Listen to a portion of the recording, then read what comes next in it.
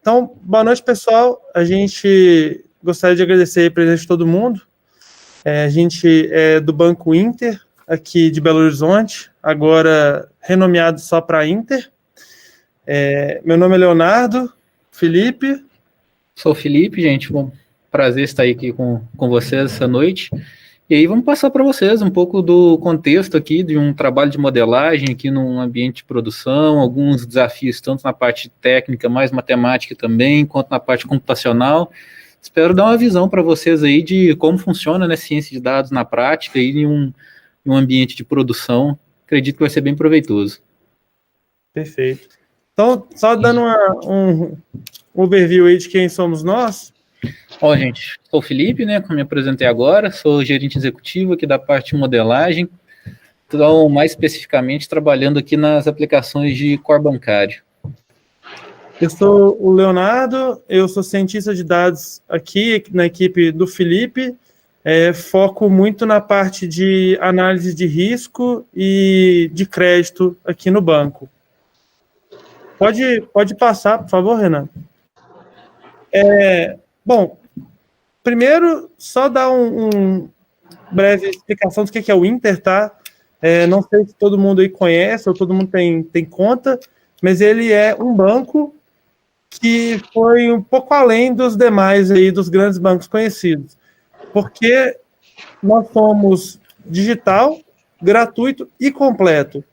E com isso, obviamente, vocês podem imaginar, a gente tem grandes desafios aqui para manter um banco desse de pé, sem tarifas, sem anuidade e tentando levar uma experiência completa de um banco para o cliente. Não só um cartão de crédito somente, ou não só um outro serviço. A gente traz tudo para o cliente sem custos.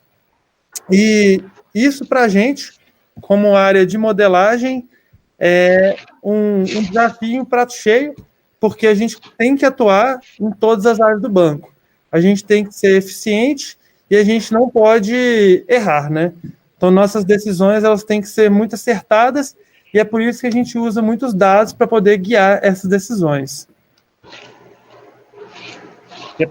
Pode passar, Renan, por favor? Então, só passar.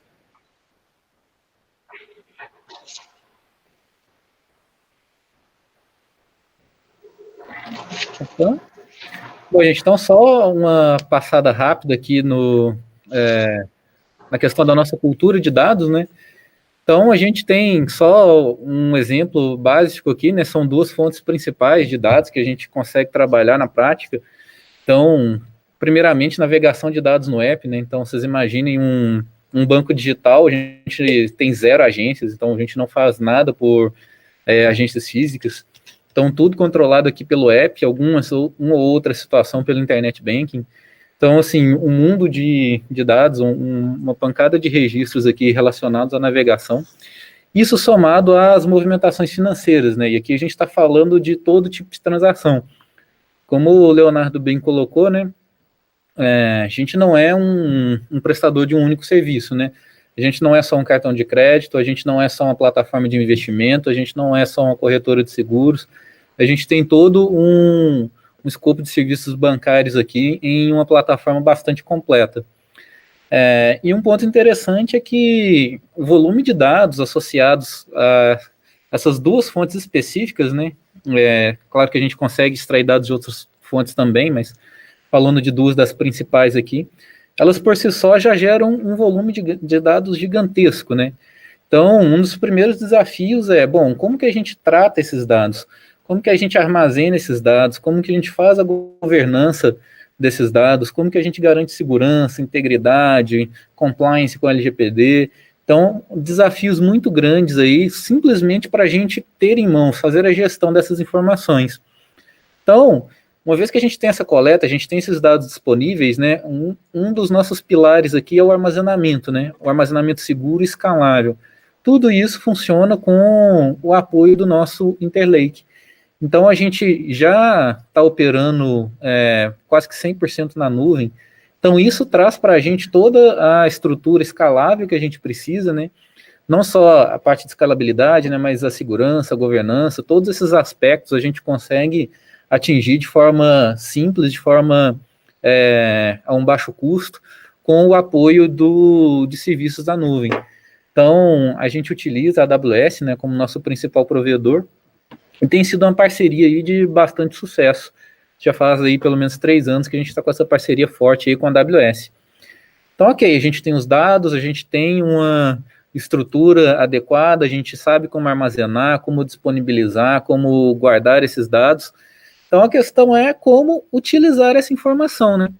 Então, aí entra todo o arcabouço da parte de ciência de dados. Então, aqui a gente pega muito na questão de fazer ciência de verdade, né? Então, é muito comum, às vezes, principalmente para quem está começando essa parte de ciência de dados, focar, às vezes, muito na ferramenta, nos frameworks, nos algoritmos da moda, e acabam esquecendo de todo o que está por trás ali, onde, de fato, a gente está gerando valor. Então, a gente pode quebrar todos esses pontos aqui de ciência de dados, né, do nosso dia a dia, aqui em 3 grandes áreas, né? Que é a parte de análise de dados, a parte de estatística aplicada e as soluções de machine learning. Então, são áreas aqui que se confundem bastante, que têm bastante interseção e que têm todas elas a sua importância aqui dentro do nosso dia a dia, né? Então, basicamente aqui, os nossos analistas de dados, o que a gente espera, né? Esse cara, basicamente, esse papel do analista de dados é basicamente trazer inspiração para a gente, né? Trazer inspiração para os nossos tomadores de decisão.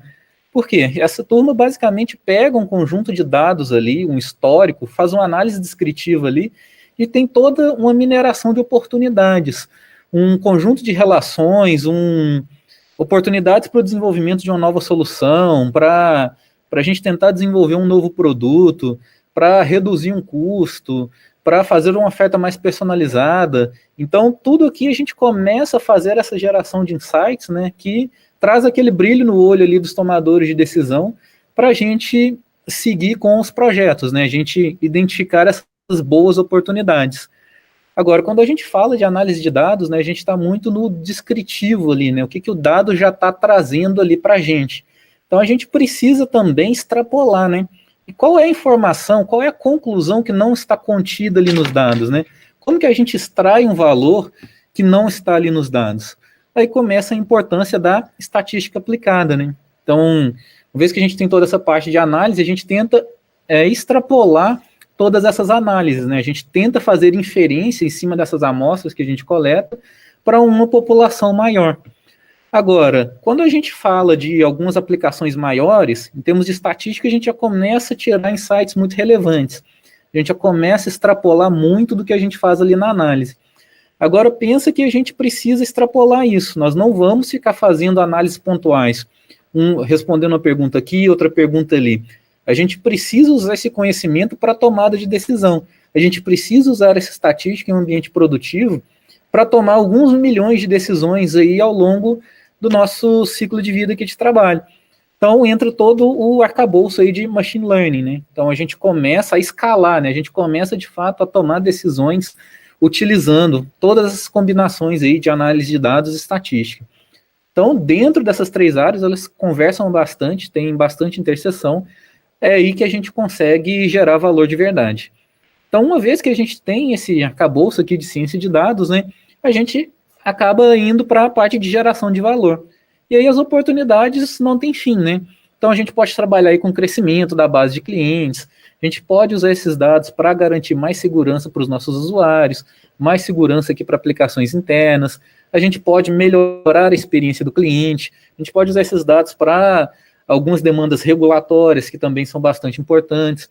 Então, muitas das vezes, a parte regulatória, com o apoio de soluções preditivas, a gente acaba potencializando demais essa solução.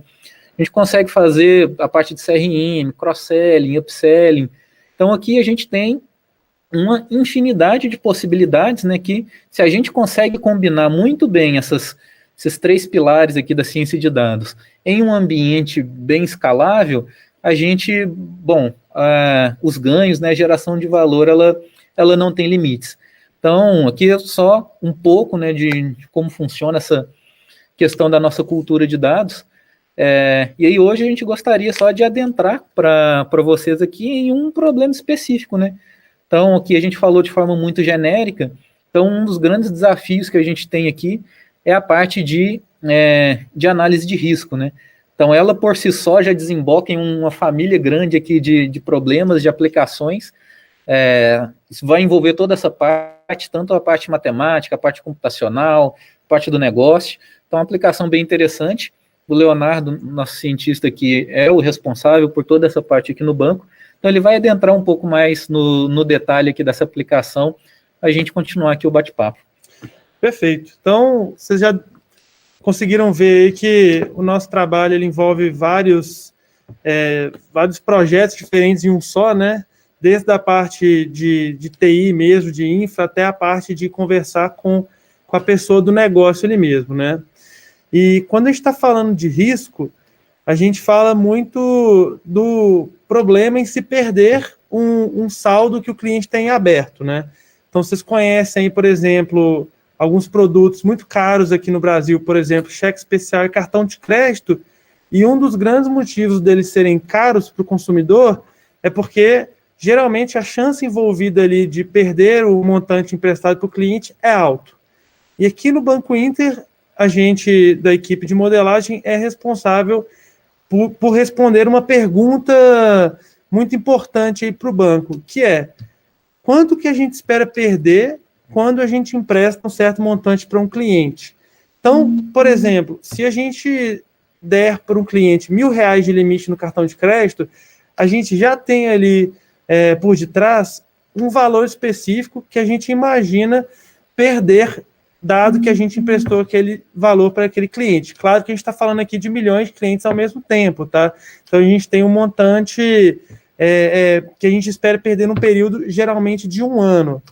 E o interessante desse problema é que ele engloba não só a parte de modelagem, mas também uma parte de definição de regra interna, que não é matemática, não é estatística, é baseado principalmente em conversas com os gestores e definições de estratégia do banco, e também relacionado a regras que nós temos que seguir enquanto banco. Então, a gente tem uma regulação muito forte aí, uma das mais fortes do Brasil, que é o Banco Central, e o Banco Central, todo mês, todo semestre, todo ano, ele traz regras novas, mais recentes e mais globais, aí, mais internacionais, inclusive, que a gente tem sempre que estar seguindo e sempre tem que estar atualizados, tá? Então, esse é o caso de uso que a gente vai trazer aqui para vocês hoje.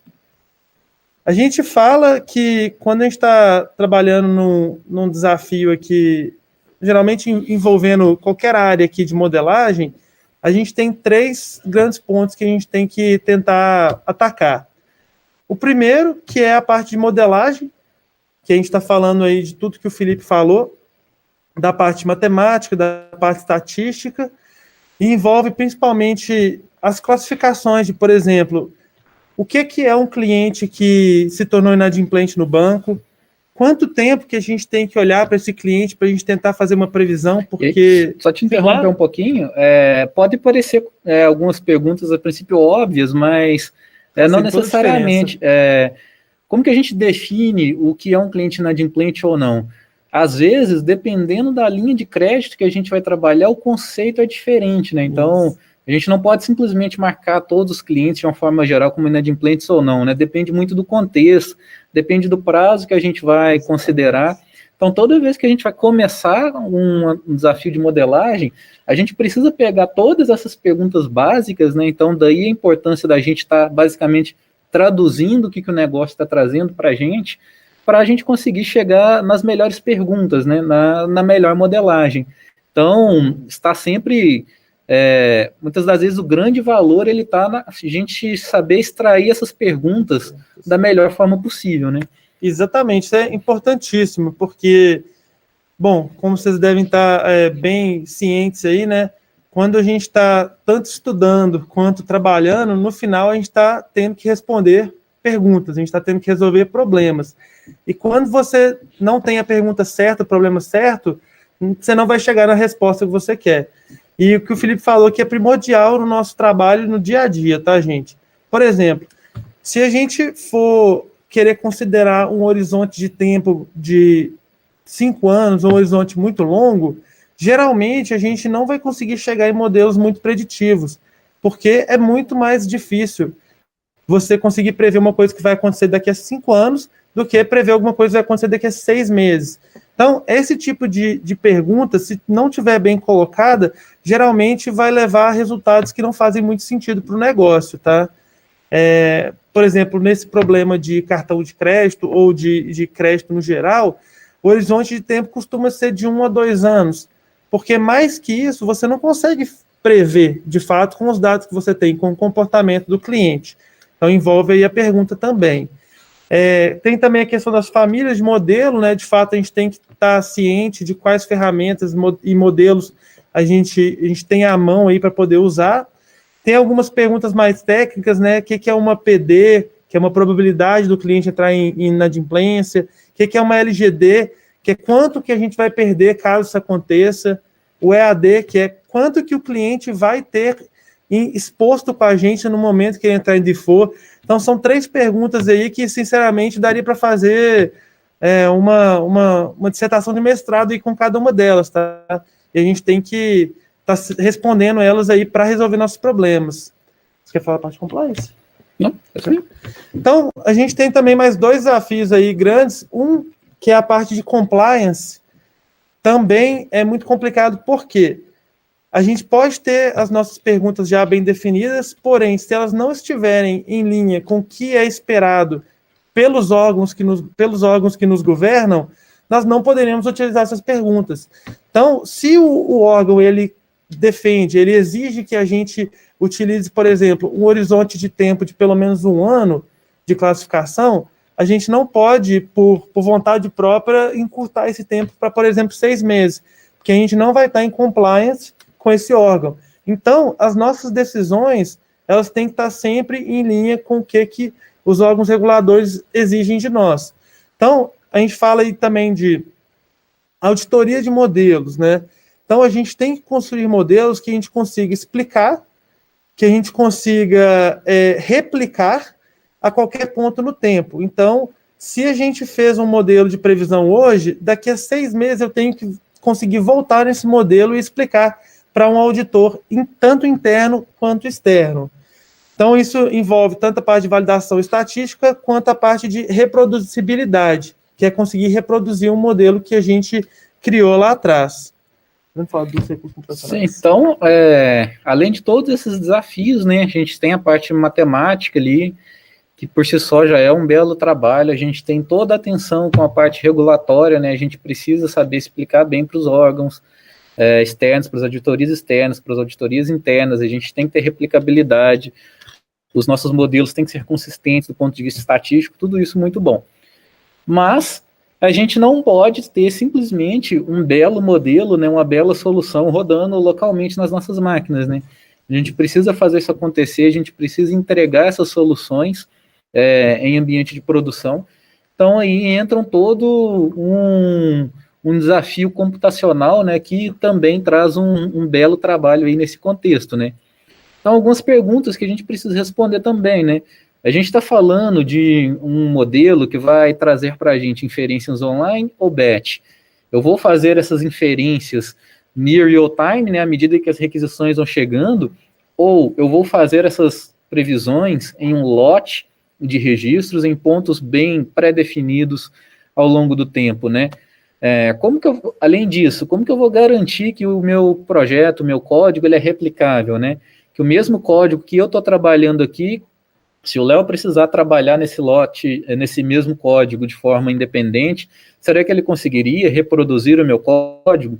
Será que uma modificação que ele implementa, ela vai ser replicada da forma adequada, no ambiente adequado para os demais cientistas? Será que a gente consegue monitorar essas previsões no ambiente de produção? A gente sabe fazer o link entre os dados de entrada e todas as previsões que estão sendo feitas? Os recursos, eles estão sempre disponíveis? Como que eu tenho certeza que o meu modelo de fato está rodando, que todas as requisições estão entrando, elas estão gerando uma saída, que o tempo de resposta está adequado? Essa solução, ela escala? Se hoje o meu modelo está atendendo bem uma determinada demanda, um determinado volume de requisições, Se amanhã eu triplicar a minha base, e é isso falando de Inter aqui é muito normal, se amanhã a nossa base se multiplicar, o nosso modelo ele vai continuar performando, a gente vai ter essa escala. Então são todas algumas das preocupações que a gente precisa ter mais voltado para o lado computacional também. Então percebam que em termos de desafios, né, a gente tem um bom conjunto de perguntas aqui para responder, né, envolvendo todo esse processo de modelagem, né, de ciência de dados aplicada, basicamente. Exatamente. Então, assim, a gente trouxe esse caso de uso porque ele consegue ser resumido em uma pergunta que eu acho que todo mundo está familiarizado, né, que é quanto que você espera perder de um cliente. Mas esses 3 desafios, esses 3 pontos, eles se aplicam a todo e qualquer problema da área aqui de modelagem, tá, gente? Igual o Felipe falou, outro dia a gente tinha 1 milhão de clientes. Hoje a gente está chegando próximo dos 8 milhões. Então, assim, o que a gente conseguia fazer há 2 anos atrás, hoje em dia a gente não consegue com os mesmos recursos. Então, a gente tem que estar sempre atrás aí de soluções que visam médio e longo prazo aí, especialmente numa empresa que quer crescer tanto quanto a gente, tá? Então, assim, esses 3 pontos eu acho que talvez tenham ficado bem claros aqui, os 3 grandes desafios da área de modelagem, e agora a gente entra no ciclo mesmo de desenvolvimento dos modelos em si. Então, tentando adentrar um pouco ali naqueles desafios, né, falando aqui mais da parte específica da modelagem, né, a gente tem uma metodologia específica aqui para desenvolvimento de modelos, ela passa por 12 pontos bem claros. Aqui, como a gente está só exemplificando, né, a gente resumiu bem, a gente quebrou em 3 etapas.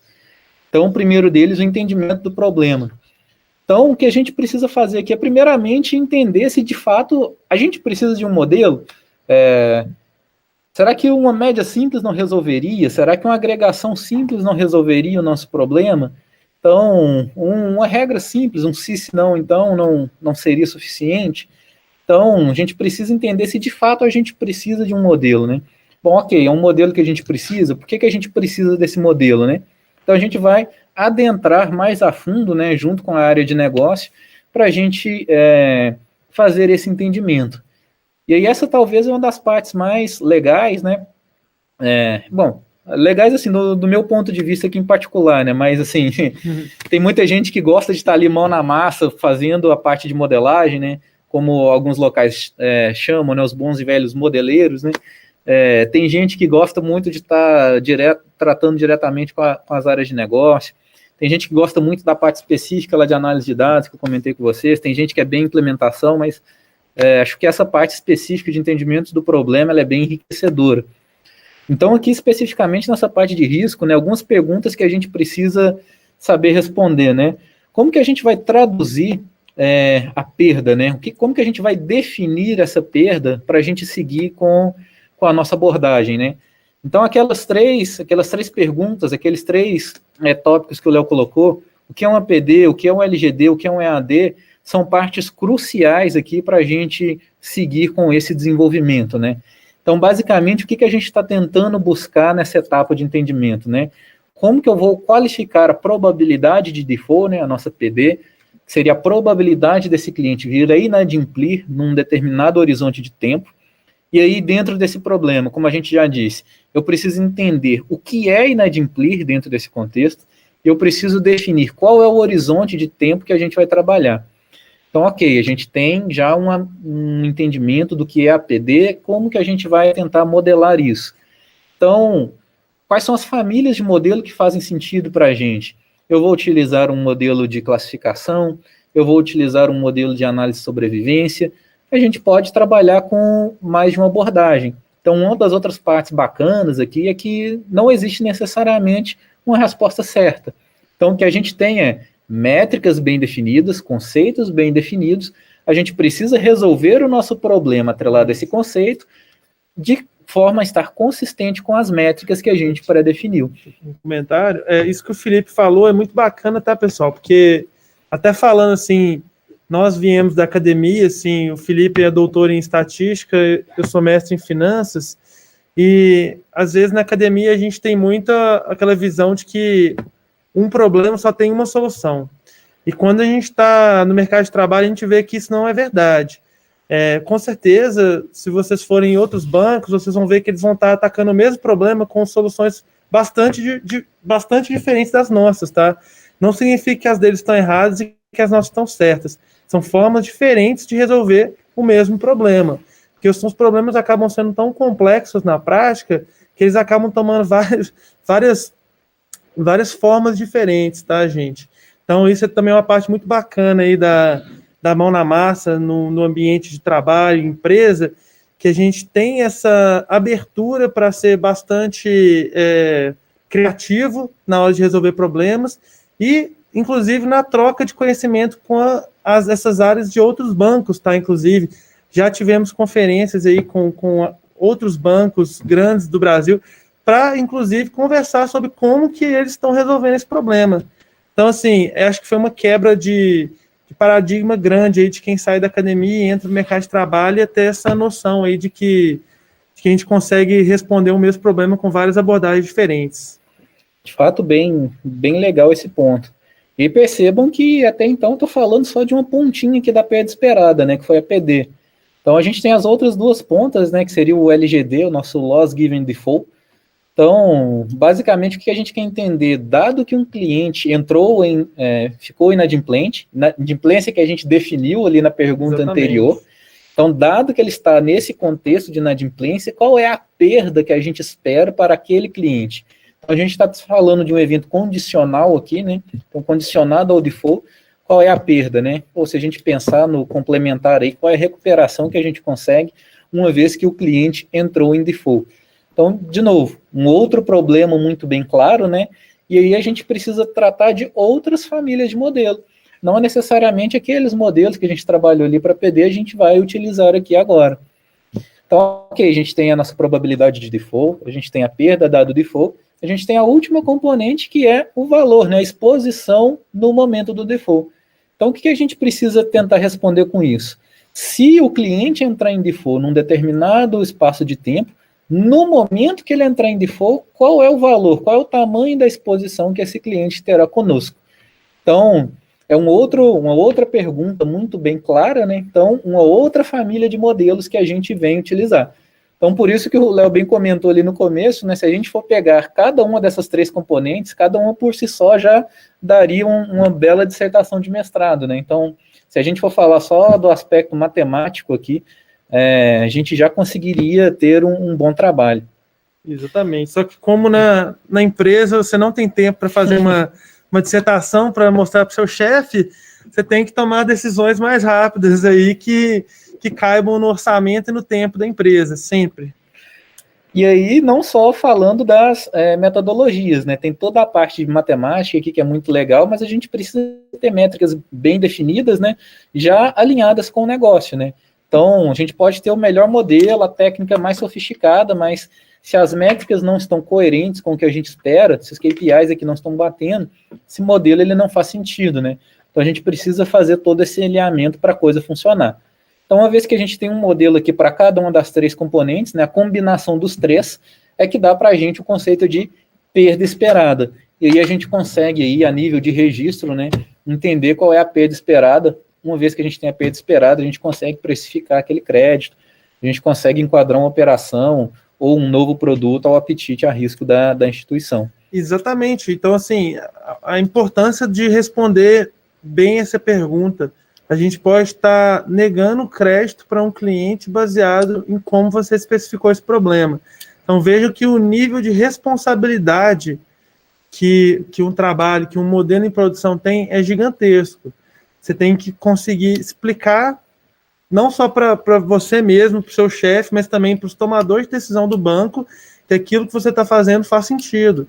Porque isso daí vai definir receita de banco, vai definir como que o cliente vê o banco. Então, assim, os desdobramentos são imensos. Então, o nível de responsabilidade também é igualmente grande. Então, aqui a gente passou na primeira etapa, né, no entendimento do problema, nas primeiras formulações. Então, ok, a gente tem toda essa parte de entendimento, né, a gente já começa a arregaçar a manga e passar para as próximas etapas, né, que a gente já está falando de coletar os dados, fazer toda a preparação, a análise. Então, aqui esse talvez é um dos melhores momentos, né, a gente vai entrar em contato direto ali com a nossa infra no nosso Data Lake, fazer a extração dessas informações. Então, muitas das vezes muitas das vezes não, né? Sempre, né? Basicamente, o dado não vai estar no formato que você quer, né?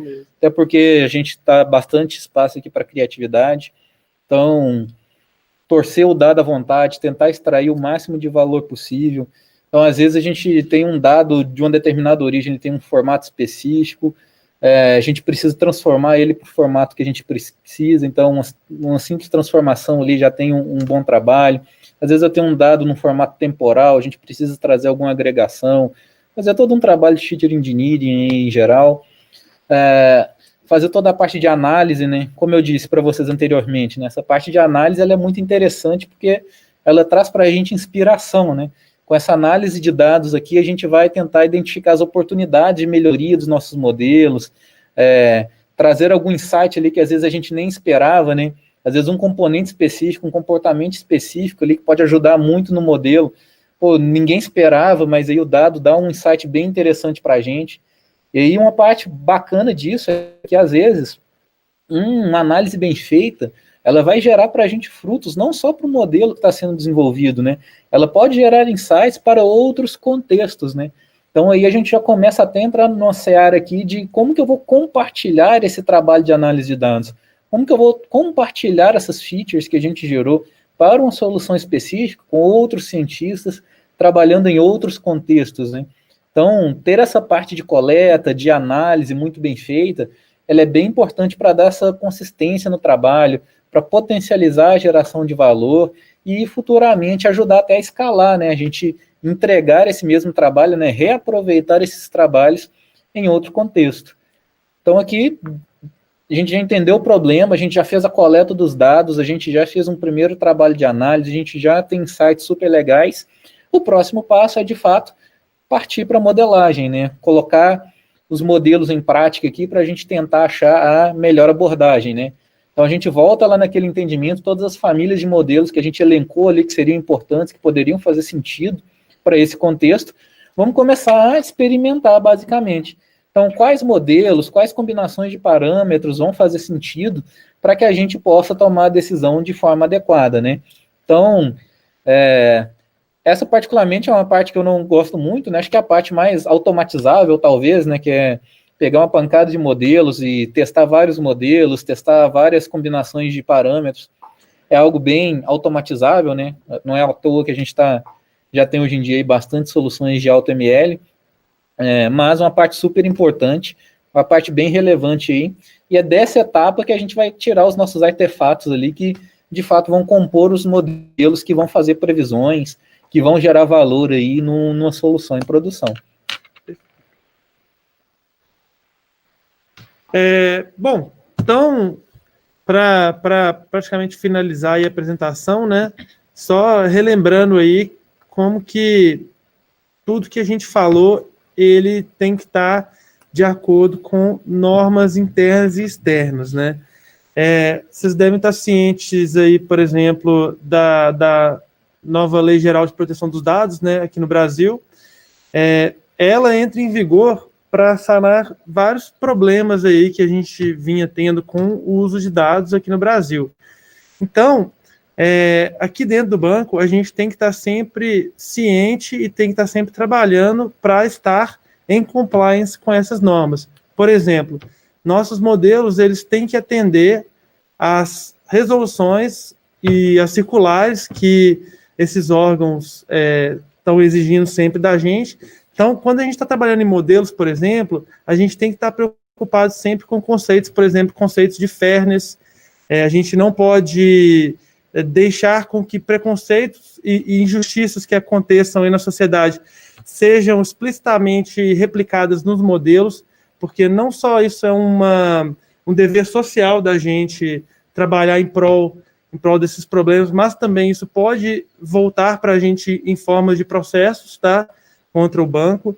Então, assim, a gente está falando de uma pontinha dos problemas que nós podemos ter se a gente não estiver em linha com as leis, tá? É muito bacana esse problema da perda esperada que o Felipe citou, porque a gente, na verdade, está atendendo uma lei internacional que foi criada após a última crise aí de 2008, tá? Então, depois aí dessa última depressão econômica aí da década passada, os bancos e os órgãos, principalmente europeus, eles definiram esse critério. Como que a gente consegue auferir qual que vai ser a perda que a gente tem para uma determinada aplicação, para um determinado empréstimo? E isso está chegando agora no Brasil, quase 10 anos depois. E com esse problema todo aí, principalmente problemas econômicos aí, a gente tem que responder essa pergunta agora, baseado nessas regras. Então, é bacana porque a gente está respondendo uma pergunta de pesquisa dentro do Brasil, mas que é aplicada no mundo todo. Então, uma vez que a gente tem esse conhecimento de como responder essa pergunta aqui, nós conseguimos também responder essa pergunta em outros lugares. Então, vejam que nosso trabalho ele não é focado só num contexto específico, num banco aqui em Minas Gerais. A gente está falando de um problema que todo mundo no mundo tenta responder também. Então, assim, trabalhar com modelagem é isso. A gente tem desafios constantes, desafios diários, mas que uma vez que a gente consegue dominar os assuntos, a gente tem espaço aí para trabalhar praticamente em qualquer lugar do mundo, tá, gente? Isso é uma parte muito bacana desse trabalho. Finalizando. A gente passar aqui só por um pouco dos recursos computacionais, né? Como a gente disse, né? Tem toda uma parte que é bacana, de entendimento, de modelagem, toda uma parte regulatória, mas não adianta nada a gente ter aquele modelo lindão aqui que fique só na nossa máquina, né? Exatamente. A gente precisa colocar esses caras para rodar, a gente precisa subir essas soluções para o ambiente de produção. E aí tem todo um conjunto gigante aí de soluções, né? Aqui eu só listei alguns para vocês, mas basicamente a gente precisa garantir governança, né? Eu sei qual dado eu tenho, eu sei quem está acessando, eu sei quem pode acessar, quando acessou. Eu preciso ter observabilidade das minhas soluções, né? Ou seja, eu preciso ter a certeza que o meu modelo está de pé, que a minha estrutura está robusta, que eu tenho a disponibilidade necessária. Eu preciso ter replicabilidade, né? Então, se eu precisar reconstruir uma solução ao longo do tempo, eu precisar mover ele de um ambiente, eu preciso conseguir chegar necessariamente na mesma solução, e eu preciso que isso seja escalável, né? Então, preciso que isso seja independente do tamanho de requisições, do tamanho da nossa base de clientes, né? Preciso que isso dê sustentação para que a gente possa crescer de forma desenfreada, né? Vamos assim dizer, no bom sentido. Então, tenta aí só construir um pouco da linha de raciocínio aqui, como funciona, né? Certamente eu devo ter esquecido aqui de umas 50 ferramentas, né? Tanta coisa que é difícil até a gente enumerar com precisão tudo que a gente tem, né? Mas, passando aqui da esquerda para a direita, né, a gente tem toda a estrutura aqui para armazenar esse dado, armazenar, catalogar, consumir, construir streaming de dados, né? Então, DynamoDB aqui para aplicações que precisam de mais latência, S3 aqui, que é o repositório central do nosso Lake, o Glue aqui para ajudar na construção dos catálogos, a Tina para fazer as queries aqui no S3, o Presto com uma solução bem similar, né? A Tina, na verdade, está relacionado aqui ao Presto, né? Mas se a gente utiliza o Presto aqui diretamente, a gente tem algumas vantagens de custo. O Kafka aqui fazendo toda essa coleta, disponibilizando esses dados aqui em tempo quase real. Os nossos bancos tradicionais aqui, os relacionais clássicos, né? Os Postgres e SQL Server, que a gente utiliza aqui em algumas aplicações. Então, todo um conjunto de ferramentas aqui para armazenar e para a gente conseguir extrair esses dados, né, para a gente conseguir fazer esses fluxos de dados acontecer.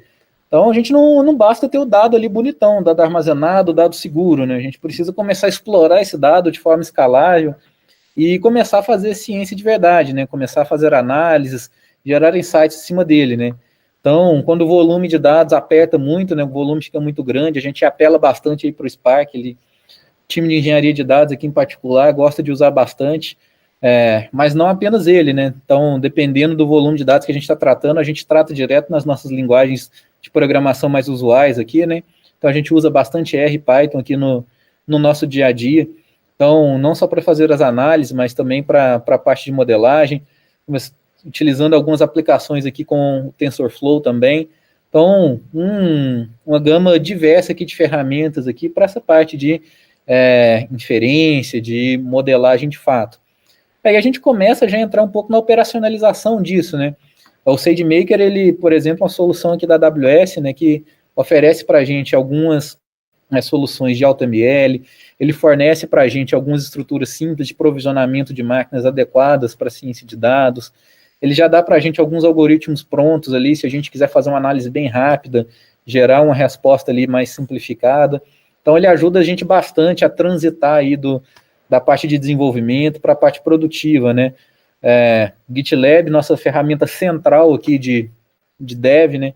Então, em cima dela, a gente faz todo o versionamento dos nossos códigos, a gente faz a interface aqui com o Kubernetes, que é onde a gente vai fazer o deploy de fato aqui das nossas aplicações. Então, todas as nossas aplicações, elas fazem uso intensivo do Kubernetes, então elas são encapsuladas em containers Docker, que permite a gente ter um ambiente isolado, a gente fazer a escalabilidade dessa solução de forma simples, né?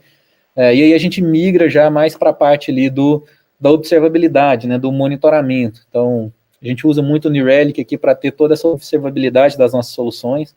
Então, uma coisa é a gente está rodando aqui um modelo, um microserviço, né? Agora, imagina quando essa coisa escala, a gente passa a ter 50, 100, 200 modelos, a gente precisa ter uma forma eficiente de garantir que todos esses modelos estão de pé, que eles estão respondendo no tempo correto, que a infraestrutura de apoio, de suporte para esses modelos, ela também está de pé, ela está bem provisionada.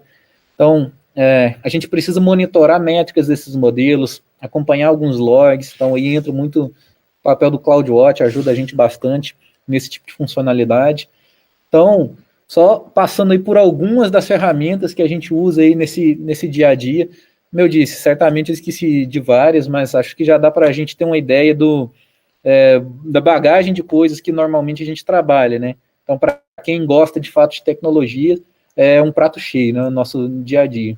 Exatamente, é um aprendizado constante aí, viu? Podem ter certeza. Até porque é uma ferramenta nova por dia que surge, né? Então a gente tem que estar sempre antes fosse antenado. Uma, né? Pelo menos umas 20, né?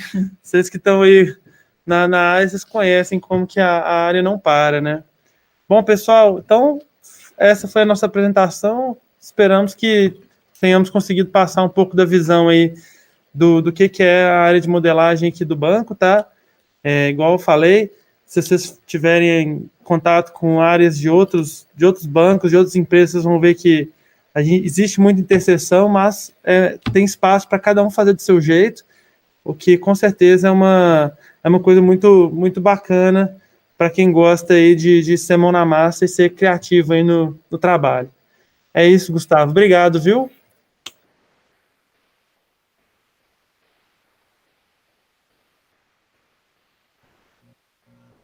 Perfeito. Vamos lá.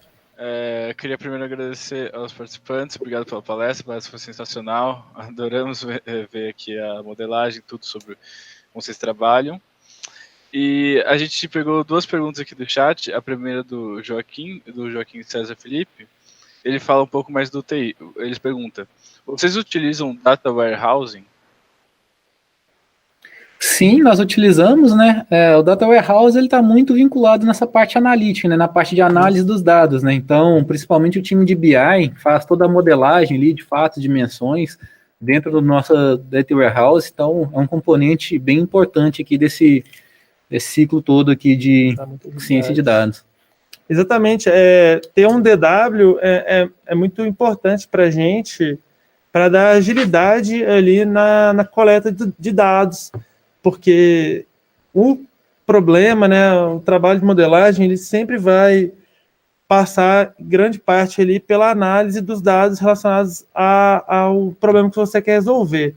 E ter um DW facilita bastante para a gente para poder ter acessos rápidos ali a dados que já estão em formatos que geralmente que nos atendem, né? Que muitas vezes são inclusive construídos com a nossa opinião para ver como que a gente melhor usaria.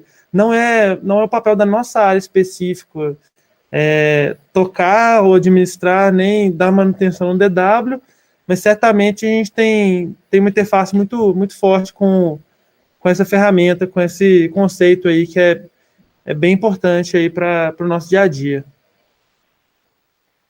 Certo. Apareceu aqui a segunda pergunta, que é do Thiago Gouveia. Ele pergunta: qual o ponto de início de uma carreira em modelagem ou ciência de dados? Bom, existem vários, assim, aqui na nossa área, por exemplo, a gente tem várias formações, por exemplo, né? Pegar a minha formação, eu sou bacharel em matemática computacional com um doutorado em probabilidade estatística, né? Então, assim, sou totalmente quantitativo ali, então já tinha uma mescla legal de programação e matemática, mas não tinha experiência de mercado e fui adquirir isso depois, né? Então, falando da minha experiência, por exemplo, por mais que eu tivesse um doutorado, tive muita dificuldade em entrar no mercado, porque não bastava toda essa bagagem técnica científica, né? Faltava um pouco do conhecimento aqui dos negócios, da experiência prática no dia a dia. Até porque a gente está na academia, a gente tem os problemas ali muito bem postos, né? Tudo funciona direitinho, o dado já está pronto, as perguntas já foram feitas, a gente tem tempo, então, assim, acaba sendo tudo mais simples. Então, como eu não tinha essa experiência, essa vivência, eu não tinha essa experiência forte aqui numa linha de negócio específica, isso acabou me trazendo muita dificuldade. Então, comecei a ter uma aproximação maior com essa parte bancária, com um colega de doutorado, né? Então, a partir dessa aproximação, mais interessado, comecei a adentrar, focar os meus estudos mais nessa parte, acabei adentrando aqui no banco, né? E também eu não comecei como cientista, né? Eu entrei fazendo toda a parte de análise de dados, tudo muito bem simples. Para vocês terem uma ideia, na minha primeira entrevista de emprego aqui, o pessoal deixou bem claro para mim, falou: Felipe, você vai trabalhar com Excel, assim, a gente usa muito Excel é importante, você vai ficar boa parte do seu tempo extraindo e colocando o dado lá, você está confortável com isso? Falei, bom, eu sabia que eu não tinha muitas oportunidades, né, porque, como eu disse, formação muito técnica, pouca experiência, pouca bagagem de negócio. Eu vi nesse Excel uma bela oportunidade de ganhar conhecimento, né, de preencher uma lacuna que estava faltando na minha formação. Então, a partir do momento que eu consegui entrar e ter um primeiro contato, né, me especializei cada vez mais, tentei aprofundar cada vez mais no conhecimento do negócio, que a partir do momento que casou a parte técnica com o entendimento do negócio, a gente começa a responder perguntas cada vez mais difíceis, a gente começa a gerar mais valor, mostrar o nosso potencial, aí a coisa começa a andar. Agora tem outros caminhos, né? O Léo aqui já teve um caminho diferente. Exatamente. A minha formação, ela já é um pouco mais próxima aqui do setor bancário, né? Como graduação, eu fiz administração, estagiei em banco durante a graduação, fui fazer um mestrado em finanças porque gostava muito dessa área e durante o mestrado eu comecei a programar por necessidade mesmo, né? Para poder tocar meu projeto de pesquisa, precisava de aprender isso. E então eu já tenho uma parte mais financista e mais relacionada ao negócio bancário, né? Quando eu entrei no banco, eu não era da área de modelagem, eu trabalhava na área de planejamento financeiro, dada a minha formação. Porém, meu viés era muito mais para esse lado de modelagem mesmo. E conhecendo o Felipe aqui no banco, a gente acabou aproximando as áreas aí, eu acabei migrando para a área de modelagem. Mas, bem como o Felipe colocou, é muito importante a gente ter noção que conhecimento em ciência de dados e modelagem, ela não anda sozinha. Ela tem que estar muito bem casada com o negócio que você está trabalhando. Então, assim, a gente acaba encontrando muita gente, até trabalhando como terceirizado, em vários lugares, inclusive aqui no banco, que são muito preocupados com a parte de modelagem em si, mas muitas vezes esquecem que trabalham num banco, esquecem onde que elas estão, qual o problema que elas estão tentando resolver. Então, assim, essas duas coisas têm que estar muito bem casadas. Você tem que ter uma noção muito boa do seu problema. Então, a gente acaba vendo aí nesse momento que ciência de dados está com uma moral muito grande aí no mercado, né? A gente vê muito no LinkedIn vários cientistas de dados pulando, né? De ano em ano, eles vão pulando de uma empresa para outra de setores totalmente diferentes, porque hoje em dia, de fato, o salário e as oportunidades estão muito boas. eles com certeza recebem oportunidades que quase que dobram o salário em cada empresa. Porém, o tempo que eles acabam ficando no negócio é tão pouco que não dá essa oportunidade de conhecer de fato onde você está trabalhando. E quando você começa a adentrar no seu negócio, no que você quer resolver, você começa a enxergar oportunidades ali que você não conseguiria com pouco tempo de trabalho, entendeu? Então, assim, a gente trabalha em banco, a gente tem muita noção disso. Primeiro a gente trabalha em banco, depois a gente trabalha com modelagem, porque se fosse do caminho contrário, não faria sentido para o negócio. A gente quer resolver problemas do banco, e não problemas de modelagem específica. Então, assim, é bem importante ter essa noção, assim. Um balanço, não um equilíbrio, né? Exatamente. Então, assim, quem tiver oportunidade, se já estiver estagiando em algum lugar, pense sempre como que você pode casar as duas coisas. A empresa onde eu trabalho e as ferramentas e técnicas que você pode agregar. Isso, e a dica do dia, gente, ciência de dados não é ferramenta. Não basta conhecer todas as ferramentas que estão sendo disponíveis o tempo inteiro, né? Mas a gente precisa ter uma bagagem quantitativa forte. E aí as ferramentas são um meio. É claro que é importante a gente dominar as mais importantes, mas o foco não é a ferramenta. O foco é sempre o que você está construindo com essa ferramenta, sempre com um viés aplicado. Então, gente, se vocês tiverem a primeira oportunidade, né, de entrar em uma empresa, mergulhem no negócio. Não fiquem só focados em conhecer todas as ferramentas, né?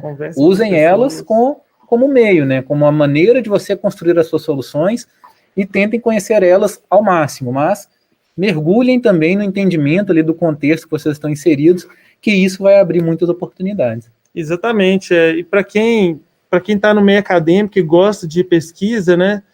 É sempre lembrar que quando você está tentando...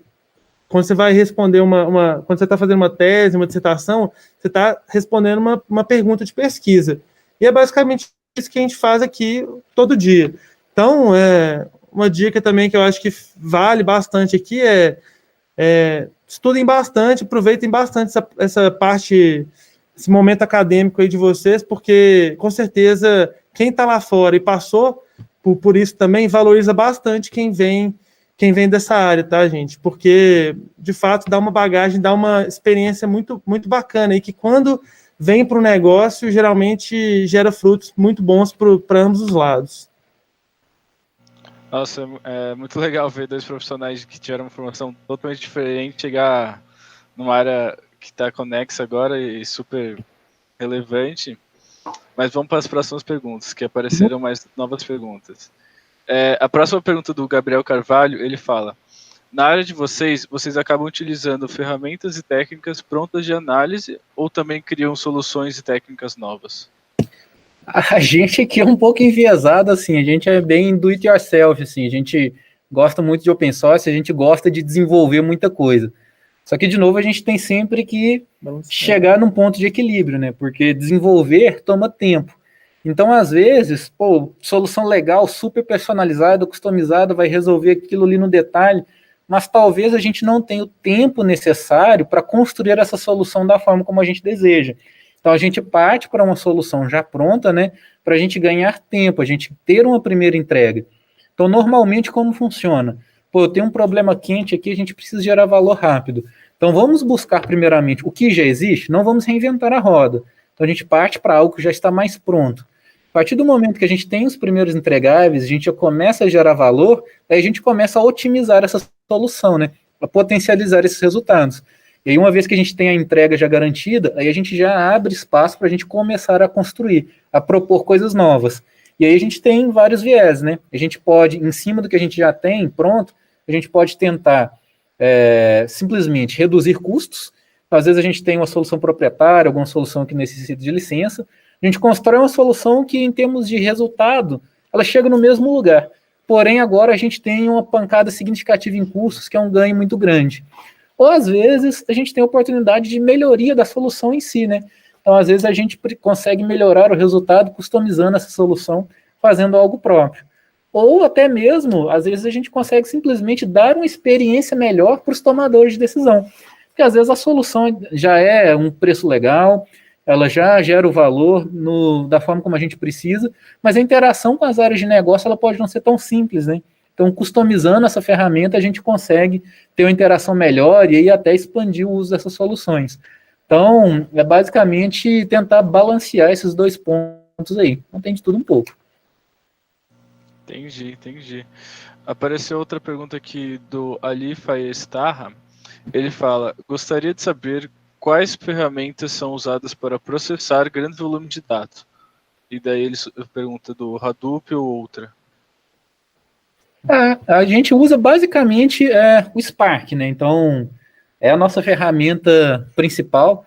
Então, a gente já tem uma padronização aqui para o desenvolvimento de jobs Spark, né? Então, a gente já tem tudo aqui funciona como infraestrutura, como código, né? Então, a gente já tem um repositóriozinho de IAC com toda a estrutura para a gente subir os clusters EMR na AWS. Então, nesses clusters a gente faz o link com o Spark, e é o que a gente tem utilizado para o processamento mais massivo.